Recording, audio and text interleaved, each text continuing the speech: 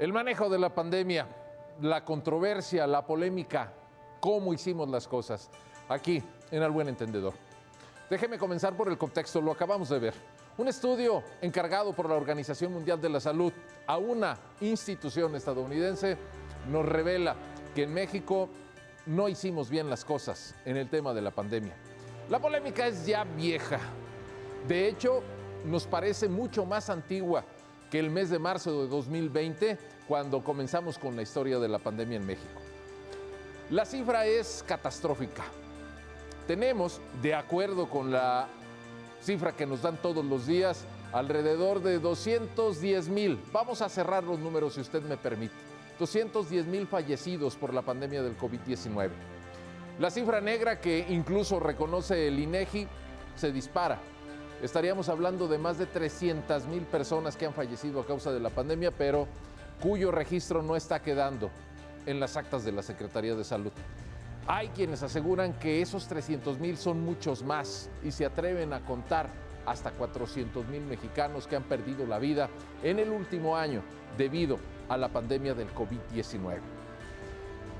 Cada vez que la autoridad lo aborda, y mire que esto sucede prácticamente todos los días, se asegura que nuestro proceso de vacunación ha sido el adecuado, que no fue necesario tener más pruebas de detección, que se ha brindado atención total a los mexicanos y que nuestras instalaciones de salud han sido suficientes.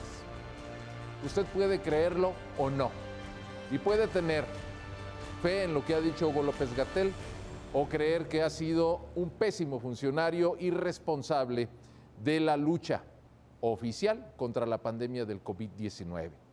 El hecho es que este último informe señala que 190,000 mexicanos que fallecieron ya pudieron no haber corrido este destino fatal.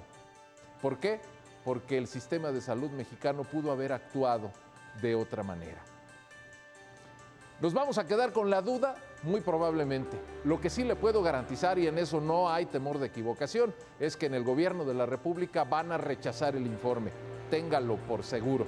Lo van a rechazar Hugo López-Gatell, el secretario de Salud, y claro, en primera línea, el presidente Andrés Manuel López Obrador. Mientras esto se convierte en discusión, estamos a las puertas de lo que puede ser una denominada tercera ola de contagios. Y ahí está lo preocupante. El día de hoy, aquí, en San Pedro Tlaquepaque, se inició la jornada de vacunación para las personas que ya tenían la primera dosis de la vacuna del laboratorio Pfizer. Inexplicablemente, porque no lo entendemos, hubo solamente 4 puntos de vacunación, cuando hace un mes, en el mismo municipio de la zona conurbada, eran 12 puntos de vacunación. ¿Quién decide reducirlos? Posiblemente algún funcionario o funcionaria de la que no tenemos el dato, porque no lo dan a conocer en la llamada Secretaría del Bienestar, que de bienestar, déjeme decirle, que solo tiene el título.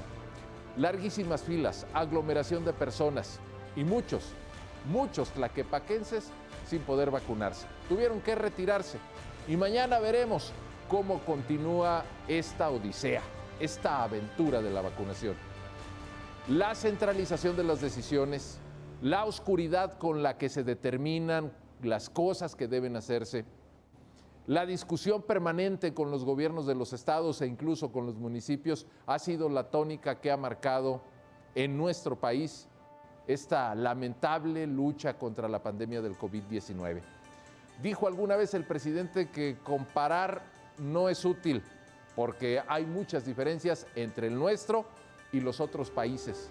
Pero oiga, hay cosas que nos quedan muy claras. No hemos terminado de vacunar al sector salud y a los médicos privados ya les dijeron que esperen hasta sus grupos de edad.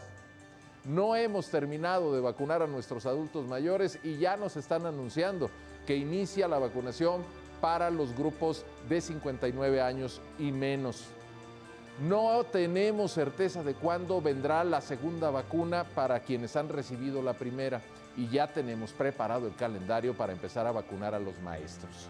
En fin, que todo esto es un soberano desbarajuste y seguimos a la espera de tener suerte y que no nos toque el contagio. Así de simple, así de demoledor es el informe y así de triste es la situación de la lucha contra la pandemia en México.